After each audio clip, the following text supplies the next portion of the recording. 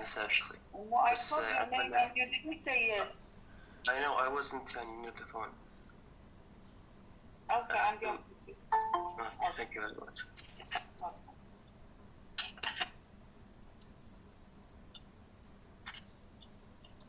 So we are supposed to continue with Matthew Arnold because we have missed the lecture in the previous time.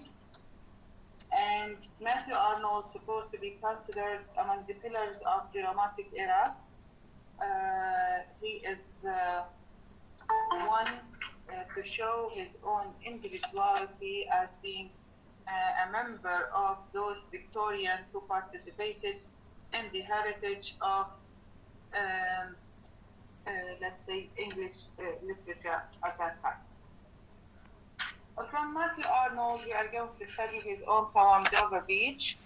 And Dover Beach is a poem that has been written around 1850. And this is, of course, the era of the Victorian age into which the Industrial Revolution reached its peak, and its elements or the consequences of the French Revolution, the Industrial Revolution, were great. So among those consequences was the idea that the Victorian era was an age of contradiction. Like, for example, an age of belief and disbelief. This is because of the flourishing of science at that time. So there was lack of faith in God and in religion that appeared during that era. This poem, during that time, religion seems to be threatened, seems to be affected by the development in scientific understanding, especially when we know that at that time appears the evolutionary theory. The evolutionary theory by Darwin, of course, as you know, is the theory that says that the origin of man is an ape. And of course, such a thing is to be in sharp contrast with the religious traditions and beliefs, because in Christianity they consider that, of course, Christ is a man, or God is the man, and to say that his origin is as an ape, this is something just like a blemish or something which is rejected. So this poem has been written at this critical period of time, this critical time into which there was a clash. There was, a clash between science and religion. There was this sense of having lack of faith in God and religion, and this is, of course, to be threatened or to be affected by the scientific understanding and the growing of the scientific development. So, the poem is, though it is to be concerned with Arnold's spiritual crisis, it begins by capturing a certain moment in physical world when Arnold is looking towards France from a Dover beach. The occasion within which, or the background within which the poem has been written, is that he was at the Dover beach. He was looking at the other side of the beach into which there is France, and he was looking from such a place, from this side of the sea towards the other side. And he tries throughout having such a scene or having such a scenery, he tries to show or to reflect his own personal status. He tries to show or to convey the sense of the tranquility and the intense melancholy he has got. He was very much melancholic, and at the same time he tries to show his own tranquility, the peace, the sense of peace, the sense of quietness he has got. So the poem is to be a piece of contradiction into which we have what is sad and what is beautiful at the same time. What's more is that he uses the technique of the pathetic fallacy, and the pathetic fallacy is a way into which the poet projects or reflects his own human feelings like sadness or happiness or anger or any other feeling when he reflects them on an inanimate object. To reflect them or to show them on an object which is what inanimate or not a non-living object. Like, for example, the sea. Here in the poem, the poet is to project his own feelings of sadness where on the sea, because he is now standing on the sea, the Dover beach, this line that prevents him or makes him look at the other side of the sea. So he tries to say that he is sad, but not in relation to he himself. He reflects this sadness on the sea by saying what? That the sea itself is sad, and this sadness of the sea throughout the movements, throughout the tide, throughout, is to be reflected on he himself, or to show his own personal sadness. Yet, the poet tries to tell us that at the end of the poem, there is this sense of what? Hope. Though he's sad, though he's melancholic, but there is hope. And hope here is to be considered a consolation for the poet. You know, sometimes when you lose everything, sometimes when you feel sad, you try to console yourself. You try to say, well, okay, I'm sad, but there is another thing that might compensate me. The consolation or the compensation here is throughout finding hope in the poem, so that he is to console himself in order to console the status of melancholy he himself is in. Of course, he himself, in the personal life, Matthew Arnold was the son of Thomas Arnold, and he was a famous head teacher at Wrigley School, and the father. Later on, Arnold himself became an inspector of schools, and he visited the same school that his own father was working in. He is a poet, he is a critic, he is essayist, to write poems, to write criticism, and to write essays right here. But what is remembered from him is his own poetry, the elegant, the reflective, the very meditative poetry. Meditative in the sense that he was thinking about the universe, the creation, you know, to meditate about all the matters in life. And he was very much influential.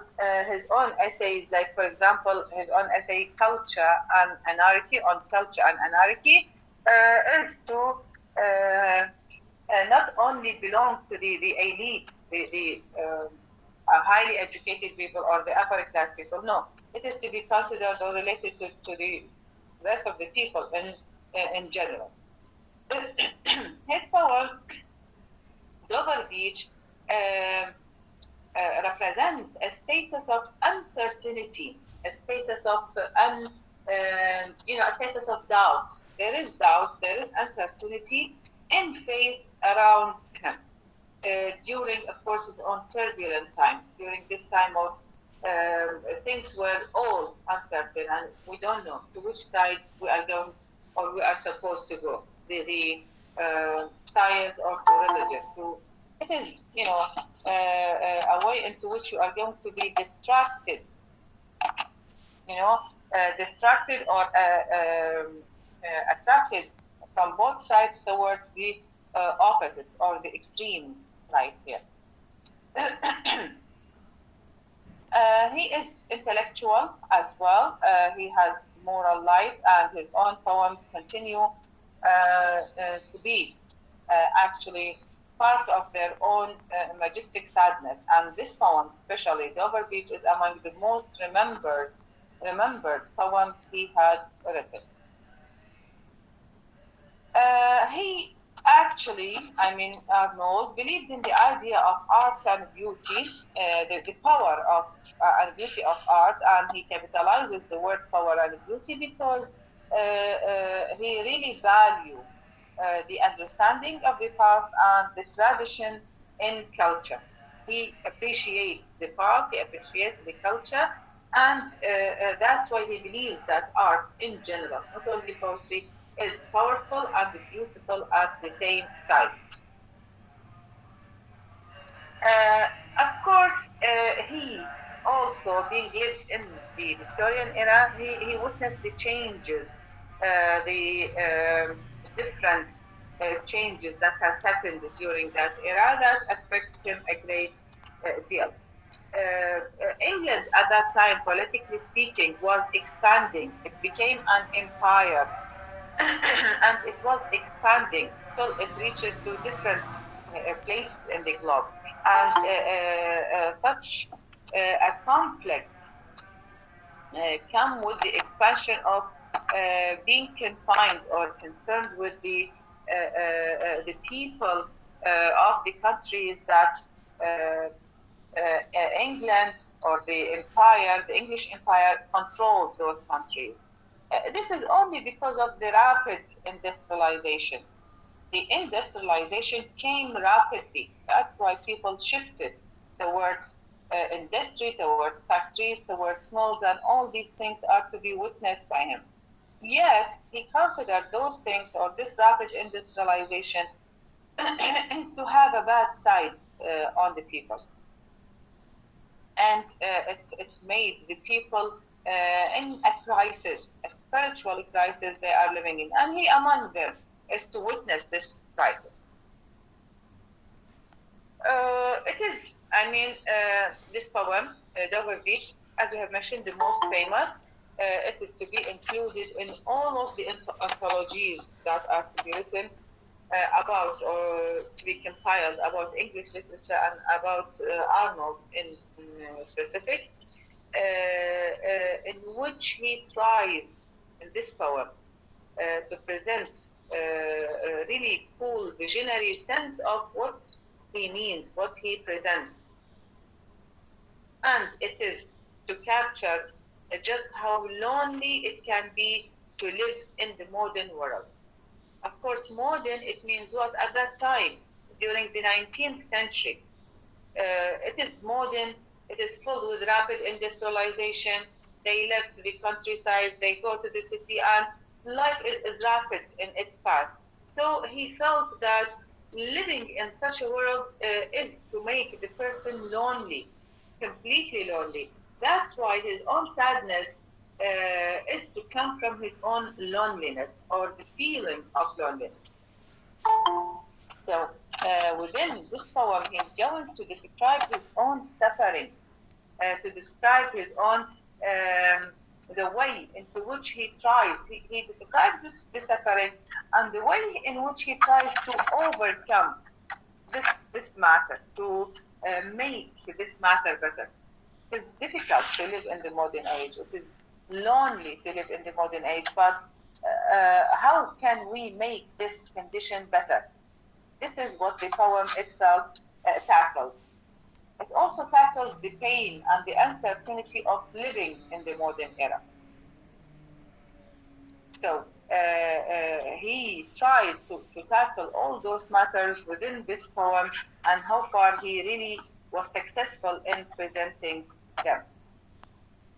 The poem starts with the sea is calm tonight, the tide is full, the moon lies fair from the stars on the French coast, the light gleams and is gone. The cliffs of England stand glimmering and vast out in the tranquil bay.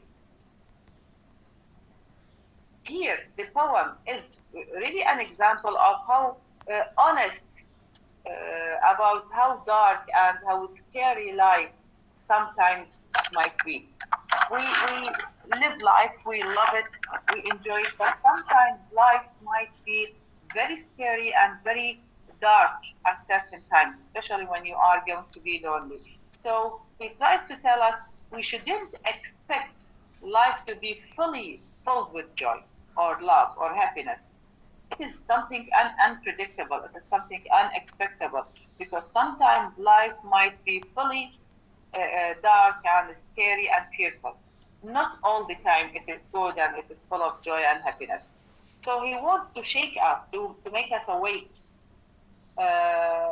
Maybe we are dreamy, we are sleepy. So he wants to shake us, to awake us, to tell us that in the world we live now, there is no certainty. Of course, this is what he himself feels. There is no certainty, there is no help for pain. There isn't any love and happiness that lasts for a long period of time.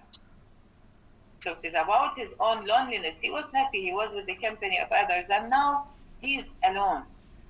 So no happiness lasts forever, no joy lasts. Everything is uncertain, is doubtful. This is only because of his own feeling of loneliness. He wrote this poem in 1851 after his marriage with the woman he loves has been broken down, and it seems that what is lovely, what is sweet, what is to be lost away from him. And he tries to show in this image, he formed his own ideals of the English culture as well. Dover Beach fundamentally seems to be about the withdrawal into personal values. Withdrawal means to go back, to return back rather than to develop. It seems that all the values, all the personal values are to withdraw, to be weak, to be no longer the same as they were in the past. Yet, there is historical pessimism that moves swiftly in the tide. There is a light at the end of the tunnel. There is hope at the end of the tunnel to be found or to be represented. He also, in this poem, tries to show how melancholic it is. The poem consists of 4 stanzas. Each stanza consists of variable number of verses. The first stanza and the 6th and the 8th, all of them are to have different metrical schemes. Why? Because it is to show the different status of pain and suffering he is to have. It is expressive about him. It is to show his own melancholy. And as we have mentioned, he uses this pathetic policy because he wants to reflect this sadness on the sea and the movement of the sea and the tide of the sea. So he creates feelings of pathos. Pathos means feelings of sympathy. The reader can feel sympathy towards the suffering of the poet because he suffers under the existing conditions. When he starts talking about the poem, he says that the sea is calm tonight. It is quiet, it is calm, it is not that great tidy. The moon is there and it is full with the light of the moon. And all of a sudden, all those stars that used to lit the sea and to be reflected on the sea has gone. So it left us in what? It left us in complete darkness. You see, there is contrast between what light and dark.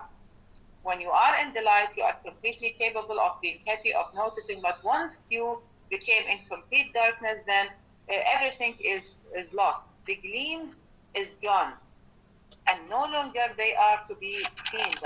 We are in a complete darkness. So he wanted to emphasize that light is not there. And light means what? Hope, means guidance, means religion or God. And once this religion or this God is to gone, we are lost. We are completely lost, and we are to be left in a complete darkness. As if the absence of religion or the lack of faith in religion is to be described in terms of darkness.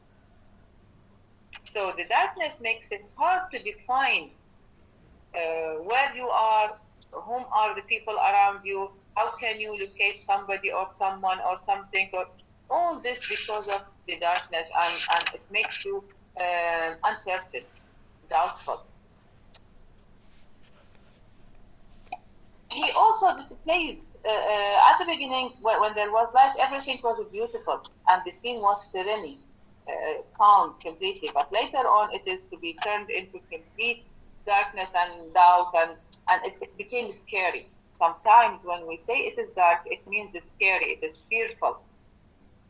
We don't know where to go or to move or to stay, or it is the guide that has been lost from us.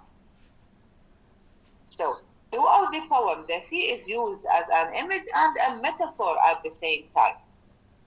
It is beautiful to look at it, to see the moonlight, to see its light, which is an image, but later on it became a metaphor, or it became a symbol for religion, because when there is no religion, there is no faith, there is a status of loss in this case. And this doubt is to come because of the development of science and the theory of the Darwinism, theory of evolution. So the sea of faith, in this case, which means religion, is withdrawing, is going back. It is to withdraw itself from the human grasp and leaves us in darkness. When it is to be believed, it leaves us in a complete darkness. So he starts in the first stanza with a beautiful scenery about the seaside. Then in the second stanza, he introduces the Greek mythology about the ebb and the flow of the sea. The ebb when the tide is high, and the flow when the tide is low, and how far we are living in this status of ebb and flow, of faith and lack of faith. And then he also introduces in the third stanza that the sea is to resemble or to symbolize the sea of faith, which is a metaphor for time or religion in this case. Earlier in the past, in the Greek mythology, the sea was a symbol of faith, the sea of faith. But now it is no longer the sea of faith, because it is darkness. It is to withdraw, it is to leave us and struggle here, trying to understand what is the right choice. Then he, in the fourth stanza, began to provide the questions about the things, whether they are true or not, whether they are certain or not, like love. Is it true? Is it faithful? Is it talking about all those matters? And he refers to battles like the Battle of Epaulepi, and which is a classical one, and how far when there are two sides, it is difficult for us to distinguish who's the enemy and who's the friend. Who's the friend and who's the foe, especially when we are to be in darkness, when we are to have lack of faith in the battle we are fighting in. So this imagery is to continue till it reaches to the last stanza, when he goes back to the beautiful image of the sea, when he says the world seems to be lie before us like a hand of a dream, so various, so beautiful, so new. To say that he provides for us a hope at the end of the poem. Really, he says that the world has neither joy, nor love, nor light, nor certitude, nor help for pain. The world is uncertain, and it is completely scary, and it is fearful. It has no light, no hope, no joy, no help from pain. The poem ends with this strongest lonely image of a darkling plain, where ignorant armies clash by night. And there is a battle, and there is night, and the armies are going to be clashed by each other because they cannot see. And it is difficult to distinguish the enemy from the foe, the friend. So here he extends the speaker the type of having this sense of uncertainty and how scary this life. And such a thing extends to humanity, as it is to be suggested in the final dark picture. So really he was talking about how he himself used to feel. And he extends this image into just like a battle in the night, and then he says, well, maybe there is hope actually in the future, to know to which side to go to. Yes, Sarah, you're raising your hand. Do you have a question? Can I leave because my phone will switch off? Enough to charge. Okay, Sarah. Yes, you can leave. Thank you. Welcome. This is in relation to the poem, which is Dover Beach. We have also another poem, which is by Elizabeth Barrett Browning, which is our preparation for today. And this poem is also to be an example of the Victorian era. It also shows or introduces another theme that the Victorian age suffers from, and it is also because of the rapid industrialization. As the poet in the previous poem, Arnold, says that life is uncertain and there is a clash between religion and science, which is difficult to solve. Here, the poem, Elizabeth Barrett Browning, which is a female poet, tried to show another problem that the Victorian age suffers from, which is what? The dire state of child labor in Britain. The use or the exploitation of children in factories. You remember earlier we mentioned, and I assume that you are studying this in hard times if you are reading Dickens now, that children are what? Exploited, used in the factories, in the mills, in the coal mines to work. And what's more, that the owners of those factories or mills are to prefer using children to adults. They use the children for them because they provide them with work better than the adults, than the grown-up people. But the poetess or the poet here, Browning, Elizabeth Barrett Browning, tried to tell us that this is a crime, this is a mistake, this is something which is supposed to be protest against. We are supposed to face this because it really destroy infancy, destroy childhood, affect those children. Really, it is something that is cruel and unjust to use those children in such a bad way rather than making them study or enjoy or play in the playground or enjoy the landscape. Of course, the children are supposed to work because in the rapid industrialization, in the Victorian age, if you are not to work, then it means that you are going to die out of hunger. You work, you can eat. If you don't work, you cannot live or eat or even earn your living. So, such is the condition that the poet Elizabeth Browning tried to show in her own poem, The Cry of Children. Very important to us to know that Elizabeth Barrett Browning, she was famous while she was alive. She was among the very few poets who were famous while they were alive, because we know that most of the poets or the writers are to be famous after their own death. But she was famous while she was alive. So when she writes a poem, it is supposed to be welcomed or accepted by people. They run in order to read it or to enjoy it, because she was well known, she was famous.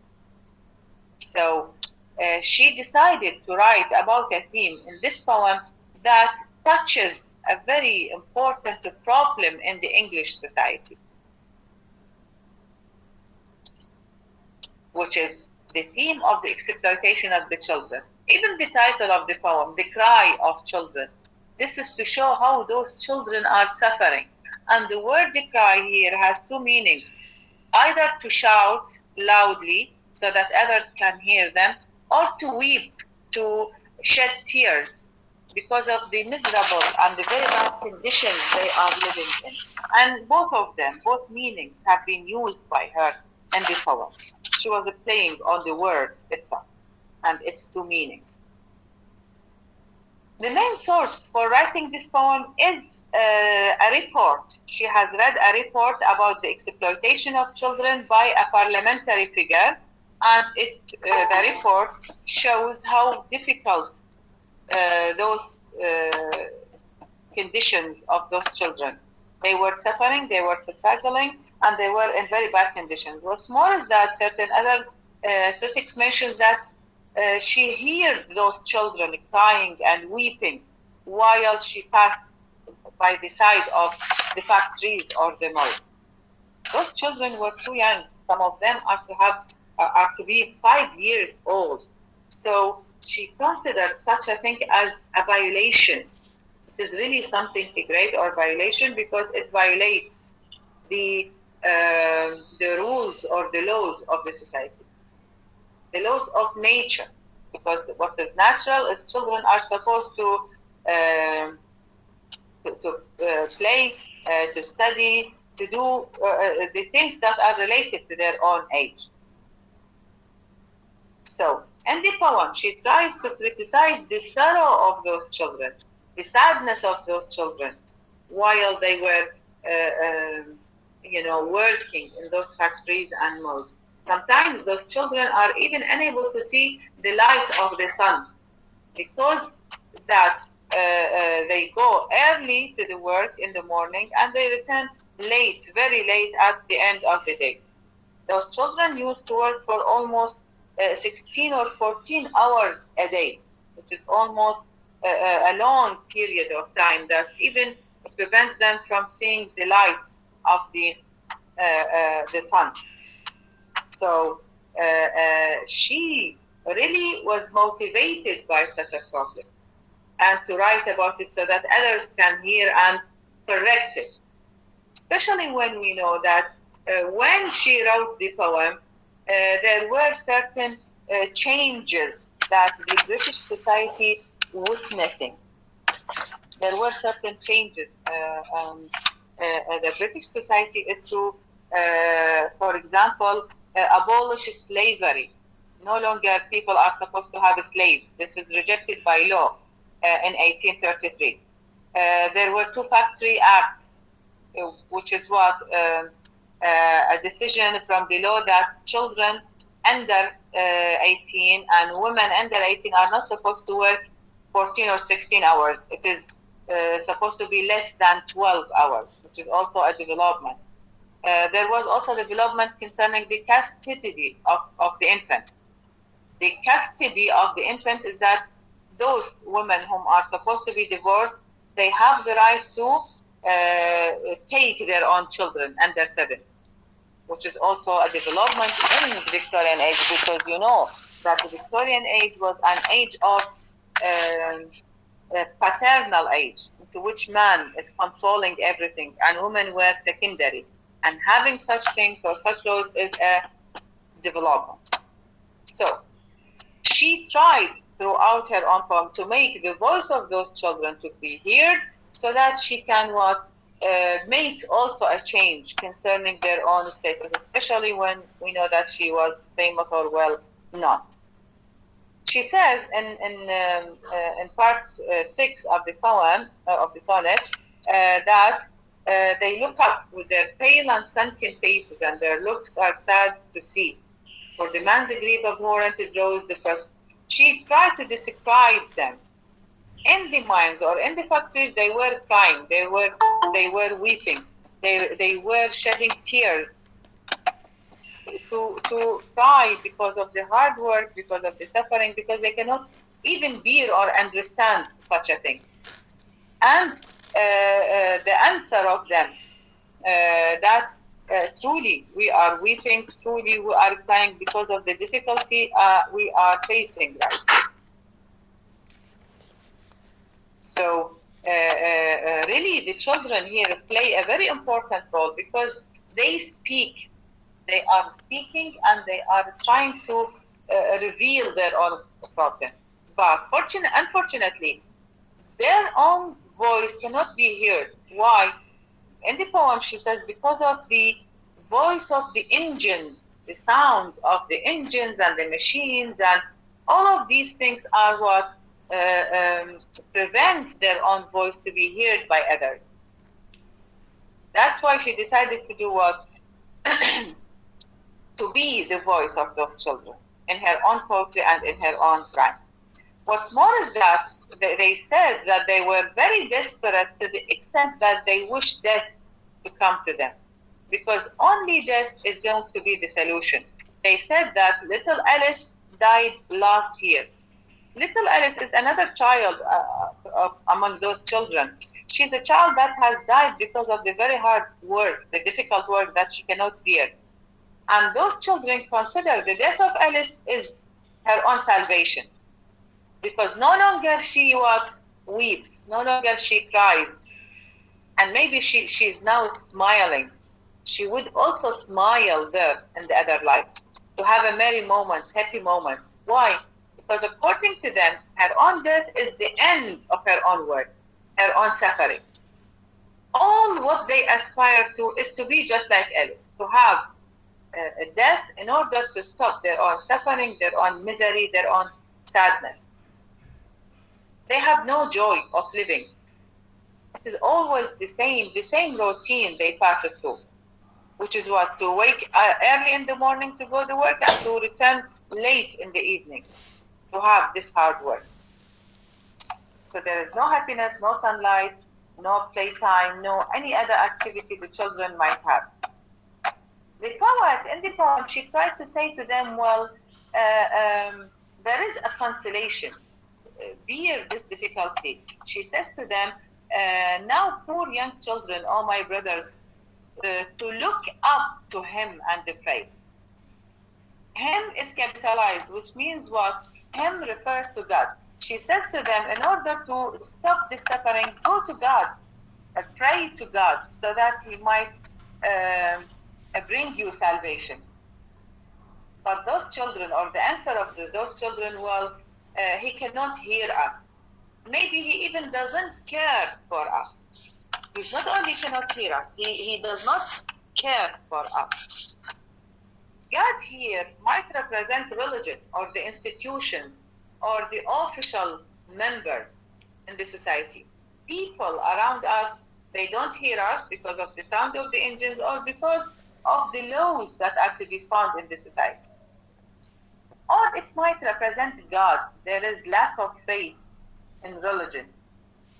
She deals with the idea of God and religion in the poem, and this lack of faith, as we have explained in Arnold. Lack of faith, there is no belief in him. He doesn't hear us, and he even doesn't care for us. So really, the answer of the children is very impressive. And that's why they really believe that there is no hope, and the only hope for them is death. The whole society does not care about us, and they never look at us and at our suffering. So she tried to make throughout this poem a revolutionary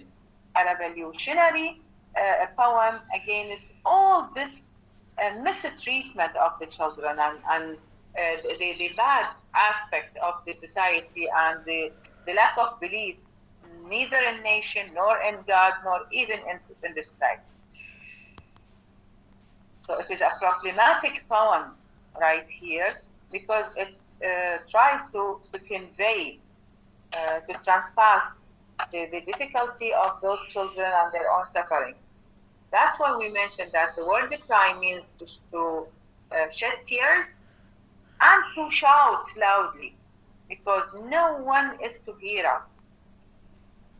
It is the society that became blind to us and deaf to us, so that it cannot hear us or find any solution to us. What's more is that the poet here, Elizabeth Barrett Browning, tried to create a sense of sympathy towards those children. What's more is that she tried to say that not only the society, not only the religion, not only the government is responsible for this, but also the hearers of the poem. Anyone who hears the poem, anyone who listens to it, even if he is an ordinary person and he is not in power or in position, but he's also responsible for the suffering of those children.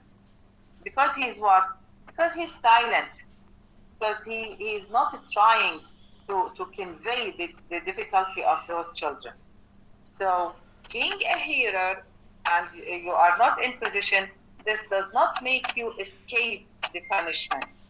You are supposed to be punished because you are silent. You are complacent right here. So in her own language as well as her own imagery, she tries to say that those hearers will not escape the punishment. They are going to be punished as well. The audience are not supposed to be silent. That's why when she heard about them, when she read about them, she tried to highlight their own problem throughout her own poem.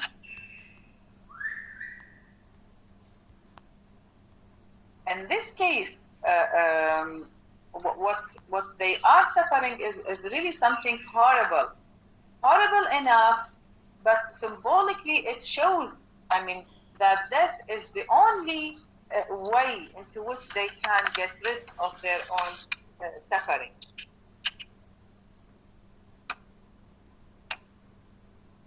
The children of the poem are also silenced because of the sound of the wheels that turning them into or making them shout, but their own shouts are not to be heard because they are children, because their own voices are not that hard or loud to be heard by others.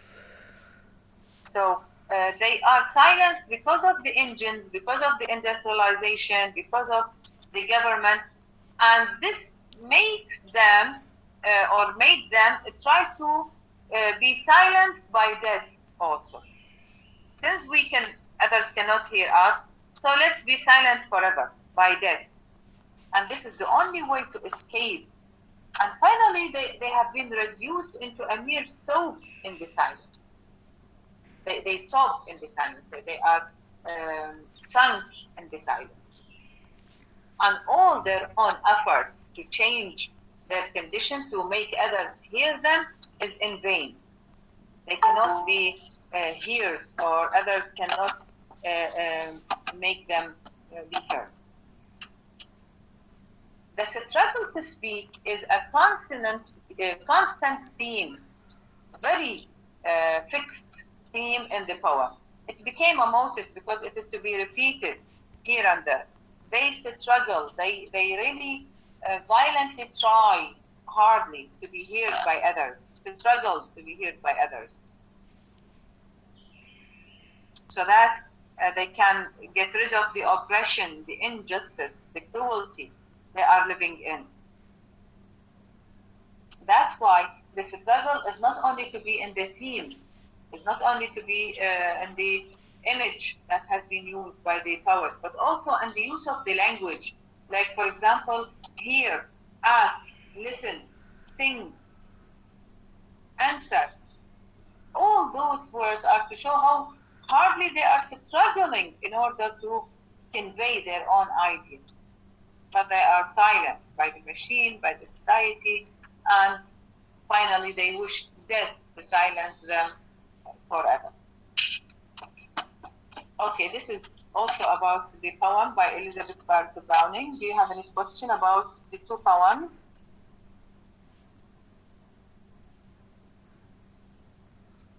Okay, students, are you with me? Do you have any question? Yes, please, Yahya. Yes, poems are clear, inshallah, but as I've told you earlier, that we are so passive, we need to show you lectures because we need to just give opinions, okay, or just to, in order to stick in our minds.